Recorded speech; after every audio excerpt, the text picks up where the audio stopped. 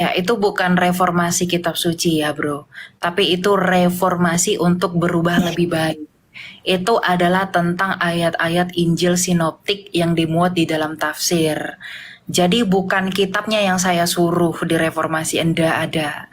Tetapi yang direformasi itu adalah agar ayat-ayat Injil sinoptik tidak dimasukkan ke sana, agar tidak terjadi perpecahan. Karena toh juga Injil yang kalian yakini dan Injil yang kami yakini itu berbeda.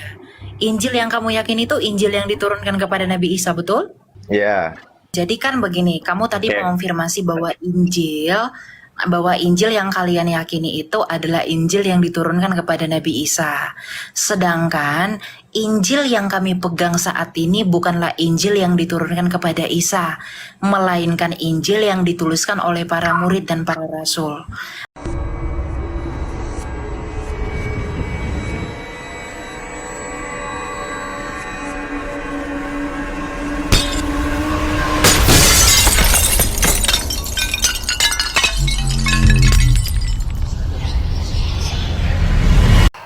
Bismillahirrahmanirrahim. Assalamualaikum warahmatullahi wabarakatuh. Baiklah, audiens dari Roger Bioscience, ya, di video kali ini kami akan mencoba menganalisis kembali statement-statement, ya, atau pernyataan-pernyataan yang dikemukakan oleh Elia Myron, ya, dan nanti juga ditampilkan video-video yang menyanggah, ya, apa yang dikatakan oleh Elia Myron.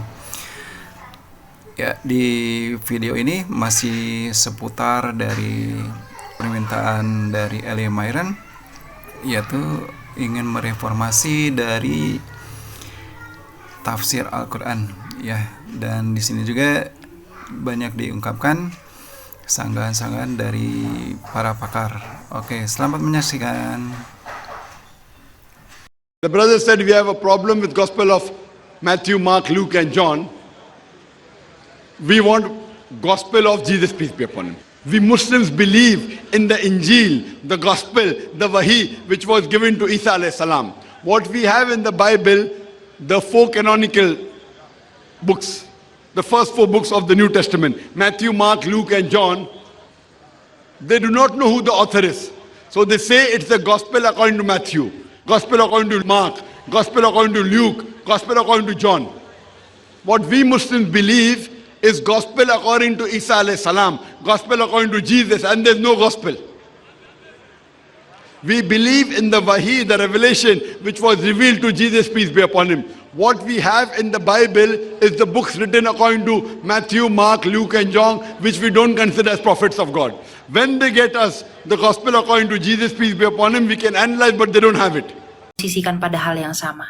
Gimana kira-kira ya, kalau ayat dalam kitab sucimu itu kami ambil untuk mendukung tafsir Trinitas, pasti kamu tidak terima. Pasti kamu akan merasa kami tidak percaya Trinitas. Tapi kenapa ayat kitab suci kami diambil untuk menafsir Trinitas atau untuk mendukung Trinitas? contohnya gimana? Yang kedua, kita bisa yakinkan pada diri kita, kenapa saya pilih Allah bukan Tuhan yang lain? Maka Allah memperkenalkan logika berpikir yang dalam di Quran. Misal, kita ambil Quran surah Al-Anbiya misalnya, ya. Quran surah 21, ketemukan di ayat 22 itu, ya. Lau kana fihi ma'alihatun la fasadata. Kata Quran, kalau di langit di bumi ini didapati banyak Tuhan, ya, maka akan sulit mengaturnya, akan hancur buminya. Bisa, Tuhannya ada tiga. Yang satu Tuhan Rahman, ya. Yang satu Tuhan untuk memberikan hukuman misalnya, ya. Yang satu lagi Tuhan untuk menghisap, menimbang-nimbang, ya. Begitu Tuhan Rahmat misalnya mau ngasih sesuatu, Tuhan untuk mengancam, menghukum, bilang, oh jangan, sekarang waktunya dihukum, bisa. Yang satu bilang nggak bisa, sekarang waktunya memberi rahmat, cekap nantinya, ya. Alam tidak akan teratur. Karena logikanya, satu makhluk, satu pikiran. Dua makhluk akan bertambah cara berpikirnya, ya. Jelas di sini? Baik. Itu cara berpikir Quran diperkenalkan. Jadi kalau kita cukup menerangkan pada orang Islam, cukup dengan dalil. Tapi menjawab orang-orang yang non-muslim yang belum tahu, kita mesti kedepankan argumentasi berpikir, tapi pada yang diperkenalkan oleh Quran, ya. Jelas di sini? Boleh pakai pikiran kita juga, nalar kita, tapi ketika mengambil dari nilai Quran, itu akan lebih menguatkan. Oh ternyata Quran benar. Oh ternyata datang dari Allah. Itu lebih mudah menundukkan mereka untuk mengenal Islam lebih dekat. Pelan-pelan. Dari sini kita bisa buktikan yang paling luar biasa itu Quran langsung menghadirkan runtutan berpikir, kepercayaan lain yang kuat. Saya ulangi, yang kuat kepemulukannya, maksudnya dipeluk banyak orang, yang diyakini banyak orang, kan sifatnya dua ya. Maaf, kalau tidak Trinitas, Trinitas, atau yang kedua politeisme, ya, Tuhannya banyak, kan pengikutnya banyak ya.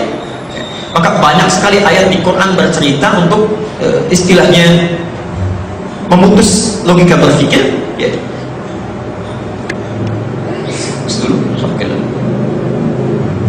Atau memberikan argumentasi yang kuat supaya runtutan berpikir tentang pemahaman itu bisa dihilangkan, ya. Bisa dikalahkan cara berpikirnya. Bisa, saya beri contoh sederhana saja. Kalau Trinitas Tuhannya ada berapa? 3. Pertama, Tuhan Bapa. Kedua, Anak. Ketiga, Roh Kudus. Misal saja, misal kita ambil. Saya pernah bertanya, kenapa Anda menjadikan Yesus, Isa itu sebagai Tuhan? Ini Tuhan Anak. Dijawab salah satunya, perhatikan, karena Yesus bisa menghidupkan yang mati, Nabi lain gak bisa. Kita jawab, kata siapa? Nabi Ibrahim, kata Quran, lebih canggih, bahkan disebutkan di Taurat, bahkan di kitab Anda. Nabi Ibrahim lebih canggih cara menghidupkannya yang mati. Al-Baqarah 260. Kalau Nabi Isa kan cara menghidupkannya dipanggil, hidup dengan izin Allah, ditepuk, ya, dia bangun. Nabi Ibrahim lebih canggih, dicincang dulu itu, dicincang, disimpan di bukit-bukit yang berbeda. Jadi lebih hebat caranya, dicincang dulu, dipisahkan dulu, dipanggil dengan izin Allah, datang lagi nyatu. Ya. Perhatikan, wa idh qala Ibrahim rabbi arini kaifa tuhyil mauta, Al-Baqarah 261 sebelah kanan paling atas. Ya. Ketika Ibrahim bertanya kepada Allah, ya Allah tolong tunjukkan pada saya bagaimana cara engkau menghidupkan yang mati.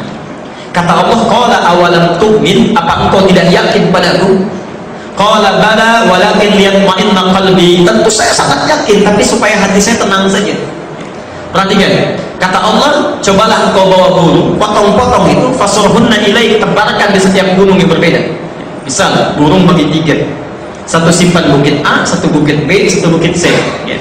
Thummanuhunna, kemudian panggil itu dengan nama Allah, ya tinakasa'ya, akan nyatu kembali datang kepadamu.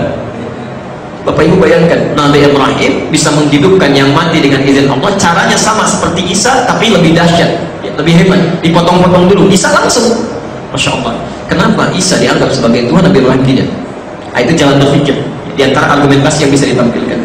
Misal kalau tidak begitu, Ibrahim punya bapak, ya, Ibrahim punya ibu, Isa tidak. Dijawab lagi oleh Quran. Misal Quran misalnya surah penciptaan Adam, ya. Quran surah ke-15 ayat ke-28, Adam pertama diciptakan, ya. Adam pertama diciptakan. Adam lebih hebat lagi. Isa punya ibu, gak punya bapak. Adam gak punya ibu, gak punya bapak. Kenapa Isa dijadikan Tuhan, Adam tidak? Ya. Makanya nanti di Ali Imran akan ditegaskan. Perhatikan, maka penciptaan Isa itu seperti penciptaan Adam, ya. Mathaluhu kamathali Adam, ya. Khalaqahu min turabin tsumma yaqulu lahu kun fayakun, diciptakan dari tanah, sudah dikatakan kun, maka jadilah engkau, ya. Sangat mudah bagi Allah. Nah, itu maksud saya, itu bahasa-bahasa Quran yang bisa ditampilkan mematahkan argumentasi yang mempersoalkan tentang Allah, ya. Itu yang disebut dengan uluhiyah. Jelas di sini?